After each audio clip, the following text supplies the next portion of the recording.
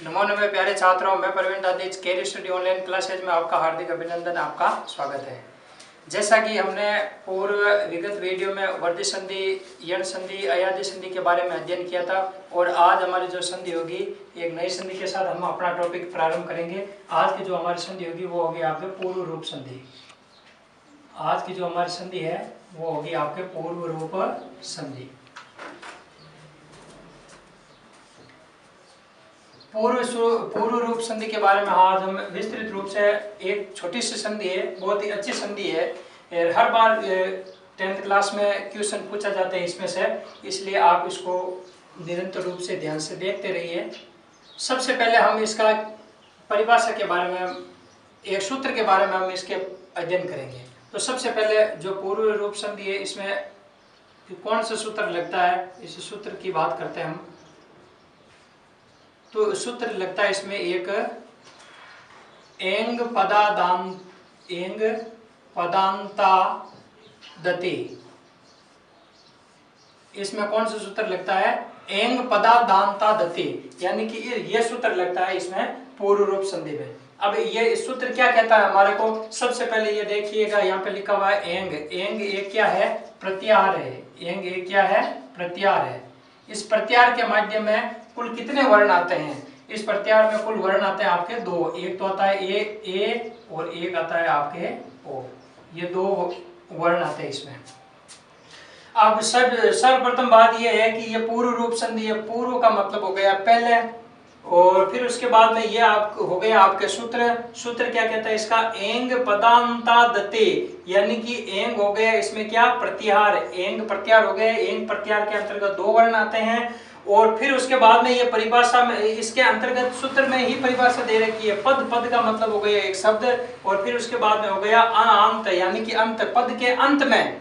अब इसी की इसको देखते हुए हम परिभाषा से इसका जानकारी प्राप्त करेंगे। तो सबसे पहले हम देख लेते हैं कि इसकी जो पूर्व रूप संधि है इसकी क्या परिभाषा है।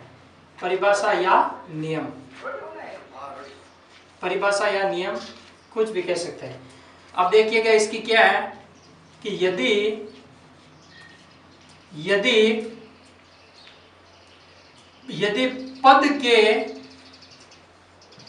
पद के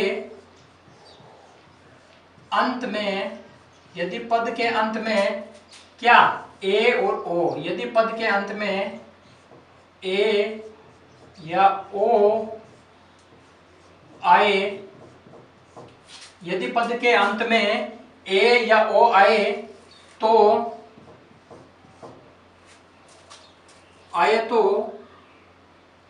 उस के बाद, उसके बाद यानी कि ह्रस्व, ह्रस्व हो तो उन दोनों यानी कि पूर्व तथा पर का मतलब हो गया दूसरा, यानी कि पूर्व का मतलब हो गया पहला पद, उसके बाद में दूसरा पद, दोनों मिलकर के क्या करते हैं? पूर्व रूप एकादेश कर देते हैं। यानी कि पूर्व रूप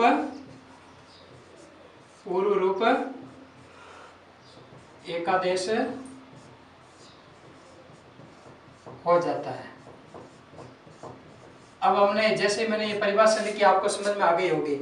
ये परिभाषा क्या कहती है कि यानी कि यदि पद के अंत में, यानी कि ये दे रखा है आपके पद के अंत में ए या ओ आए, तो उसके बाद में, यानी कि ए ओ आए तो उसके बाद में अह्रस्व हो तो उन दोनों, यानी कि उन दोनों कौन? उन दोनों पूर्व तथा पर, यानी कि पूर्व एकादेश हो जाता है। यानी कि इसी प्रकार से परिभाषा समझ में आपको आई होगी। हम उदाहरण के माध्यम से इसको अच्छे तरीके से समझ लेंगे। यानी कि आपको परिभाषा समझ में आ गई। तो एक छोटी सी है इसमें कि ये कई बार क्या होता है कि पूछ लेता है कि ये क्या है, यानी कि ए ह्रस्व तो दे रखा है, तो परंतु उसके बाद में ए ह्रस्व कैसा आएगा? तो एक छोटा सा रूप है इसका, थोड़ा उसके बारे में आपको पता होना चाहिए। मैंने पूर्व वीडियो में बतलाया था आपको। जैसे एक चिन्ह होता है, एक अवग्रह चिन्ह कहा जाता है उसको, अवग्रह चिन्ह। एक अवग्रह चिन्ह होता है संस्कृत में, आपके जो ये होता है इसका चिन्ह इस प्रकार से होता है। अब यह चिन्ह, इस चिन्ह को जब हम उच्चारण करते हैं किसी शब्द का, तो उच्चारण करते समय हम इसका क्या उच्चारण करेंगे, इसका अ का उच्चारण करेंगे। इसमें किसका उच्चारण करेंगे, ए का उच्चारण करेंगे। तो यानी कि एक अवग्रह चिन्ह का प्रयोग किया जाएगा इसमें, वो आपके इसका प्रयोग किया जाएगा, इसको हम क्या मानेंगे, अ मानेंगे इसको। अब क्योंकि जब हम इसका उदाहरण के माध्यम से हम इसको समझेंगे तो आपको अच्छे तरीके से इसको समझ में आ जाएगा। जैसे मैंने ये चीज तो बताई दी, अब इसके बाद में हम एक छोटे से तरीके से देखना चाहते हैं तो हम देख सकते हैं। जैसे ये मैंने आपके सामने ये दे दिया, जैसे एंग आ गया, ये अवग्रह चिन्ह किस प्रकार से, जैसे ये आ गया ए आ गया, उसके बाद में ये क्या आ रहा है, ए आ रहा है, इसके बाद में क्या आ रहा है, इस पद के बाद में ये ए आ रहा है, ए आ रहा है। तो यानी कि इस जो ये पद बना है आपका, जो ये जैसे ये पद बनेगा ए के बाद में ए, यानी कि जैसे ये अब के क्या करेंगे, पीछे चले जाएंगे वीडियो में, उसको देखना भी नहीं आपको, क्योंकि पढ़ क्या रहे हम, पूर्व रूप संधि, तो पूर्व संधि के बारे में हमारे को पता होना चाहिए। इसके बाद में ये आए तो समान रूप से, यानी कि ध्यान रखना ये ए ही आएगा, इसमें ये क्या आएगा, ए ही आएगा। केवल हम इसका चिन्ह के माध्यम से हम इसको चेंज करेंगे। तो फिर उसके बाद में अगर बात करते हैं ओ की, तो इसी में भी वही होता है, जैसे ओ दे दिया मैंने, और उसके बाद में ये आ गया आ, तो इसके बाद में भी क्या हो जाएगा, ओ रहेगा। अब हम छोटे छोटे उदाहरण के माध्यम से इनको समझेंगे। सबसे पहले हम एक छोटा सा उदाहरण ले लेते हैं आपके सामने। मैं और बतला देता हूं आपको, कई बार एग्जाम में हर बार इसमें से क्वेश्चन आता है और आ भी सकता है आपके, इसलिए इसका थोड़ा सा ध्यान रखिएगा। जैसे हम सबसे पहले एक उदाहरण ले लेते हैं, मैंने ले लिया हरेव। अब आपके सामने ये पद आ गया। अब पद पहले क्या पहचान करोगे कि देखो, एक बार परिभाषा मैंने बताई थी, उसमें एक बार थोड़ी नजर डालिएगा, आपको अपना पता चल जाएगा। जैसे ये ए आ गया आपके सामने, ए आ रहा है, ये क्या आ गया आपके सामने, ए आ रहा है, ए आ रहा है, तो हम क्या करेंगे, और इसके बाद में क्या आ रहा है, ये अ की मात्रा आ रही है। ये कब, ये ऐसा कब होगा, आप तो सीधे से ध्यान रखना कि ये इस प्रकार का चिन्ह आते ही आप क्या करोगे, पूर्व रूप संधि के अंतर्गत चले जाना आपको। फिर पहले पता करना है कि इसके आगे किस मात्रा है, ए की मात्रा आई हुई है, मैंने बताया था ये ए की मात्रा। यदि पद के अंत में ये ए की ए या ये ओ आए, तो उसके बाद में, तो उसके बाद ए हस्व हो, तो ए क्या है, हस्व का मतलब होता है छोटा और दीर्घ का मतलब होता है बड़ा। यानी कि उन दोनों पूर्व तथा पर का क्या पूर्व रूप एकादेश हो जाता है दोनों का। तो ये जैसे हो गया आपके हरे। अब इसका संधि विच्छेद करेंगे तो क्या हो जाएगा, हरे प्लस औ, हरे प्लस क्या हो जाएगा इसमें, हरे प्लस क्या हो जाएगा, औ हो जाएगा। अब बात करते हैं आगे कि भाई हरे प्लस औ, ये तो हो जाएगा आपके संधि विच्छेद हो गई। अब संधि विच्छेद से ही हम इसका किस प्रकार से ये हरे शब्द बना है, संधि विच्छेद के माध्यम से हम इसको समझते हैं। सबसे पहले देखो, ये देखो क्या है, ए की ए मात्रा है, आगे बात समझ में, ए की मात्रा। अब फिर उसके बाद में हम क्या करेंगे, औ का औ वापस पीछे हो जाएगा। अब बात करते हैं आगे, आगे की बात करें तो क्या है, हर, इसमें से ए निकल गया तो हर क्या रह गया आपके, हलंत रह गया।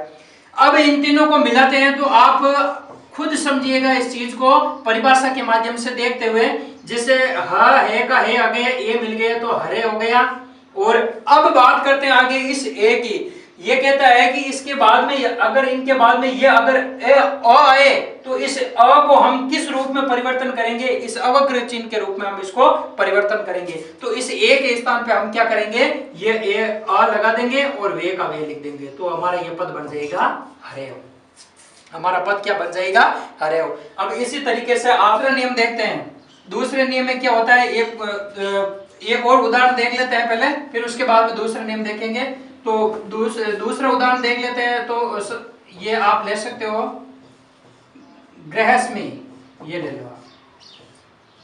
अब आप पद आगे आपके सामने है, आप पहचान करो अ की मात्रा, इसमें ऐसा चिन्ह आया हुआ है, तो ऐसा चिन्ह किस में आएगा, पूर्व रूप संधि में आएगा। पूर्व का मतलब हो गया ये पहले दो वर्ण आएंगे आपके ए और ओ, उसके बाद में अगर कोई अ आए, अगर उसके बाद में ये अ ह्रस्व आए, तो उसी का अ ही रहेगा और केवल इस ए को हम अवग्रह चिन्ह में रूप में परिवर्तन कर देंगे। इसी प्रकार से इसका अगर संधि विच्छेद करते हैं तो क्या हो जाता है, ग्रह प्लस अस्मि, ग्रह प्लस क्या हो जाएगा, अस्मि हो जाएगा। अब ये संधि विच्छेद हो गए, इसका संधि वापस बढ़ो, यानी कि किस माध्यम से ये बना है, तो ये हमारा बना है, देखो ए की मात्रा है, ये हमने देख ली, अस्मि का अस्मि वापस, क्योंकि ये अस्मि वापस, अस्मि का अस्मि लिखी, उच्चारण अस्मि रखते हैं इसमें पद, और फिर उसके बाद में हमने ए की मात्रा इसमें बाहर निकाली, तो पीछे क्या बच गया आपके, ग्रह, ग्रह कैसा हो गया, हलंत हो गया, क्योंकि ए की मात्रा बाहर निकल गई। अब वापस पद बनाओ, इसका पद कैसे बना है, इसका इस माध्यम से पद बना है, आपके देख लो एक बार अच्छे तरीके से, जैसे ये मैंने लिख दिया ग्रह, और क्या करेंगे हम, ए की मात्रा इसमें रख दी वापस, और इस ए को हम किस में परिवर्तन कर देंगे, इस अवग्र चिन्ह के माध्यम से परिवर्तन कर देंगे, और यस्मि का अस्मि वापस लिख देंगे, तो हमारा ये हो जाएगा क्या, गृहस्मि पद बन गया। इसी तरीके से आप भी और उदाहरण बढ़ो, एक उदाहरण दे देता हूं, जैसे मैंने आपको दे दिया वने तति, वने तति, यानी कि ये आपको पद बनाना है। इस पद के माध्यम से आप खूब सारे ऐसे ऐसे छोटे छोटे उदाहरण के माध्यम से आप समझ सकते हो। यह बात हुई हमारे प्रथम नियम की, प्रथम नियम हमारा ये था। अब इसमें दूसरा नियम क्या कहता है कि ओ की मात्रा वाले, ओ की मात्रा वाले जो शब्द होते हैं वो शब्द हम ले लेते हैं, सीधा उदाहरण के माध्यम से हम इसको समझ लेते हैं। दूसरा नियम क्या कहता है, दूसरे नियम में परिभाषा वही है हमारी, केवल हमारे को क्या करना है, यहाँ पे ये ओ की मात्रा वाले कुछ हमारे को पद के माध्यम से हम उदाहरण के माध्यम से समझ सकते हैं। जैसे मैंने उदाहरण ले लिया आपके सामने, दूसरा खूब सारे उदाहरण मिलेंगे आपको। जैसे सर्वप्रथम हर बार मतलब देखने को मिलता है हमारे को बुक्स में, वो है आपके, देखो एक ले लेते हैं हमें कॉपी, ये कॉपी, हर बार आपको कहीं ना कहीं ये शब्द आपको मिल ही जाता है। अब इस मिल जाना, सब तो मिल जाता है, पर हमारे को क्या पता कि भाई इसमें पूर्व रूप संधि है, कैसे पहचान करेंगे कि ये अ की मात्रा आ रही है इसमें, यानी कि ये अवग्र चिन्ह का प्रयोग किया जा रहा है, तो अवग्र चिन्ह का प्रयोग करते हैं किसमें चले जाओगे, पूर्व रूप में। पूर्व का मतलब क्या हो गया, उसमें अवग्र चिन्ह आएगा। अब मात्रा किसकी है, इसके आगे ए के आगे ओ की है, तो ओ की मात्रा हम क्या करेंगे, ओ की मात्रा को ओ ही रखेंगे, ओ प्लस, और इसका क्या करेंगे, अपी कर देंगे, क्योंकि इसका जो ये अवग्र चिन्ह है इसका अर्थ क्या होता है, अर्थ होता है उच्चारण में। अब ये कॉपी संधि विच्छेद हो गया। अब वापस पद बना करके देख लो किस पर तरीके से बनता है। जैसे ओ की मात्रा है, ओ की मात्रा हमने बाहर निकाल ली और पीछे अपी का अपी कर दिया। अब फिर उसके बाद में क्या होता है, ये कि जो ये को है, को हमारा क्या रहेगा, हलंत हो जाएगा, क्योंकि इसमें से स्वर बाहर निकल गया। अब वापस इसको देखो ये किस तरीके से मिला है, के है, ओ की मात्रा इसमें मिला दो आप, ओ बन गया, और इस ए का हम क्या कर देंगे, अवग्र चिन्ह कर देंगे, इस ए का अवग्र चिन्ह कर दिया, और पी का पी वापस लगा दो, तो ये बन गया कॉपी। यानी कि इसी तरीके से खूब छोटे छोटे उदाहरण है। जैसे एक और उदाहरण ले लेते हैं इसी का ही, विष्णु ले लिया हमने, ये उदाहरण ले लिया। अब इसी उदाहरण के माध्यम से आप देखते ही समझ गए होंगे कि इसमें कौन सी संधि हुई। ये अवग्र चिन्ह का प्रयोग हुआ यहाँ पे, तो पूर्व रूप संधि चली गई। पूर्व रूप इसके आगे किसकी मात्रा है, ओ की, तो वापस हम क्या करेंगे, वापस हम संधि विच्छेद क्या करेंगे, इसका वही हो जाएगा आपके विष्णु प्लस अव, विष्णु प्लस क्या हो जाएगा, अ हो जाएगा, क्योंकि ओ की मात्रा तो ओ रखेंगे, उसके बाद में अ आएगा, अ रख दिया। अब इन दोनों पदों का, इन दोनों वर्णों का वापस क्या, ओ ही रहेगा, जो तो ओ ही रहेगा ऑटोमेटिक। आप समझो इसमें पीछे क्या, किसकी मात्रा है, ओ की मात्रा, इधर क्या है, अ आ गया, फिर वापस इधर देखो ये क्या हो जाएगा, हलंत रह जाएगा। हलंत का मतलब विष्णु ऐसा रह जाएगा ये। अब इसको तीनों को मिलाते हैं तो फिर वही वापस देख लो, ओ की मात्रा इसमें मिला दो तो विष्णु हो गया, और ए को किस में परिवर्तन कर दो, अवग्र चिन्ह में कर दो, और वे का वे लगा दो, ये हो गया विष्णु। इसी तरीके से आपको भी घर पे थोड़ा प्रयास करना। जैसे रामो हसत है, मैं दे देता हूँ दो छोटे छोटे उदाहरण, आपको भी घर पे थोड़ा प्रयास करना। जैसे रामो हसत, यानी कि इसका पद बढ़ो। और छोटे छोटे उदाहरण लेते हैं, जैसे और ले लेते हैं, सो वदत, वदत, यानी कि ये एक छोटी सी संधि थी, बहुत ही सरल संधि थी, केवल इसमें अवग्र चिन्ह का प्रयोग करना होता है और पूर्व में क्या आएगा आपके ए और ओ आएगा और इसके बाद में अगर ए आता है तो उसको अवग्र चिन्ह में परिवर्तन कर दो और वापस वही का वही वर्ण रहना है। बस इतनी सी छोटी सी संधि थी, आपको जरूर ये समझ में आ गई होगी और थोड़ा सा घर पे भी प्रयास करो। और फिर मिलते हैं हम एक नए वीडियो के साथ, तब तक बने रहिए हमारे चैनल के साथ और लाइक करें, शेयर करें। धन्यवाद।